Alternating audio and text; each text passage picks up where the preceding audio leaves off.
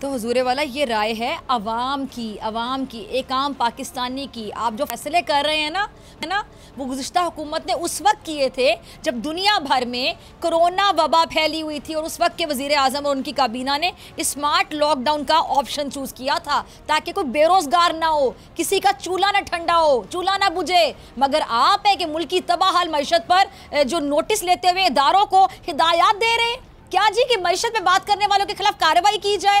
और जो अब ये बोले कि मुल्क की मईशत ख़राब है, ख़जाना खाली हो रहा है, माशी हक़ाइक़ अवाम तक पहुँचाए, उसको उठा लो। जो ये बताए कि हुकूमत की जानिब से नए साल का पहला तोहफा ये कि यूटिलिटी स्टोर्स पर चीनी 19 रुपए किलो महंगी कर दी गई, उसको गिरफ्तार कर लो। जो ये बताए कि आटे का थैला 500 रुपए, घी की कीमत में 75 रुपए इजाफा, उसको पकड़ लो। जो ये बताए कि अप्रैल 2022 के बाद से दिसंबर 2022 तक मुल्क में 20 बड़ी कंपनियां, कारखाने, मिल्स, प्लांट्स बंद हो चुके हैं, उसको लटका दो। जो ये बताए कि सर्वे के मुताबिक जब अवाम से पूछा गया कि क्या पाकिस्तान की मईशत बेहतर होगी तो 2021 में जो 54% 54% ने हाँ कहा था, 2022 में इशारा 62% 62% थी और 2023 में 74% 74% जो अफराद उन्होंने मना किया था, यानी उनके नज़दीक मईशत बेहतर नहीं हो सकती। क्यों? तो वजह सिर्फ और सिर्फ सियासी बेयकीनी और इम्पोर्टेड सरकार।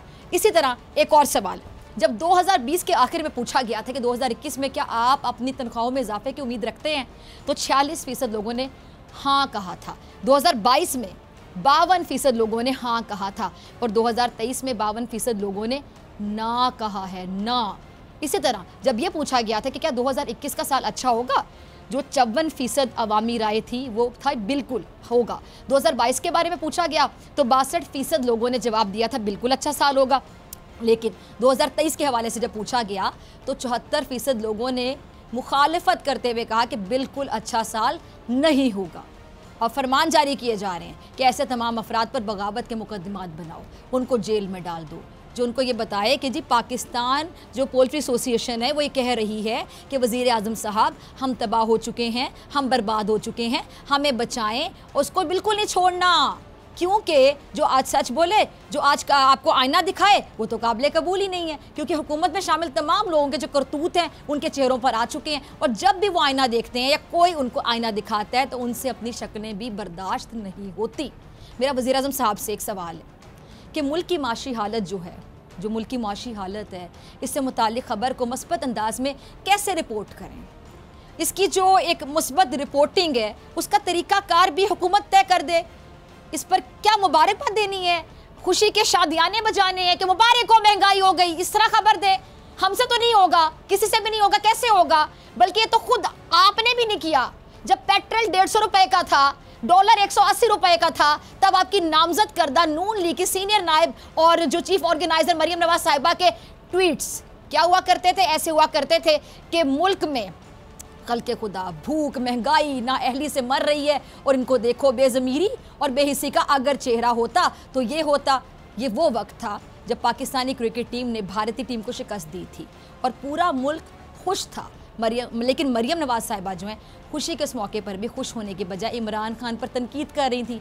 आज जब हालात इस कदर ख़राब हो गए हैं कि हर तरफ से मुआशी दिवालिये की आवाज़ें उठ रही हैं, इंडस्ट्रीज़ बाकायदा बंद हो रही हैं, हर शोबा जवाल का शिकार है, सरमायाकारी ख़त्म हो चुकी है, दहशतगर्दी फिर से सर उठा रही है, तो मरियम नवाज साहिबा को ना महंगाई नज़र आती है, ना बेरोज़गारी नज़र आती है, ना गुर्बत नज़र आती है, ना खल्क़े खुदा। बल्कि मरियम नवाज साहिबा तो सीनियर नायब सदर और चीफ ऑर्गेनाइज़र के ट्रेंड चलाने और चलवाने पर फोकस किए हुए हैं। और रही बात गरीब आवाम के मसाइल की, तो उसका हल ये निकाला गया है कि जो ये बातें बताए उसका मुँह बंद करो, उसको बंद कर दो, उसको उठाकर जेल में डाल दो। क्या इस तरह से मुल्क चलेगा? इस तरह से मुल्क चलते हैं? क्या ऐसे तरक्की होती है? आप क्या चाहते हैं कि आप लोग जो जैसा चाहें करें, कौम खामोशी से बस आपको करने दे कि हाँ करते जाएं, ना मीडिया सवाल करे, ना आम आदमी पूछे, और इदारे तो इस काबिल आपने छोड़े ही नहीं जो आपको हाथ लगाएं। मनपसंद तरामीम करके नैब, FIA और दीगर इदारों को आपने अपने ताबे कर लिया। लेकिन ये जो मुल्क है ना सिर्फ आपका नहीं है, ये 22 करोड़ अवाम का मुल्क है और आप इस मैंडेट में हिस्सा रखते हैं मगर हकदार नहीं है, क्योंकि सब जानते हैं कि अवाम का मैंडेट चोरी हुआ है, साजिश रचाई गई, बैरूनी मुदाखलत का सहारा लिया गया, तो ये रजीम चेंज और अदम एतमाद की तहरीक कामयाब हुई। अगर आपको ये वीडियो पसंद आई तो सब्सक्राइब करें और बेल आइकन पर क्लिक करें। 2022 बहुत सारे तोहफे भी देके गया पाकिस्तान की आवाम को। पाकिस्तान की आवाम को एक तोहफा ये दिया कि आवाम को पता चल गया कि पाकिस्तान का मीडिया क्या है। हक और सच का सफर साल 2022 में बोल रहा नंबर 1। हमने बहुत सारे शोज और ट्रांसमिशंस की, पूरा साल मुसलसल जदोजहद में निकल गया कि ये वोट ऑफ कॉन्फिडेंस के पीछे कौन लोग थे। तोड़े रेटिंग के सभी रिकॉर्ड। एंकर्स ने भी आवाम में सबसे ज्यादा मकबूलियत पाई और सोशल मीडिया पर भी बोल रहा सब पर भारी। सब्सक्राइब करें और बेल दबाएं ताकि कोई खबर रह न जाए।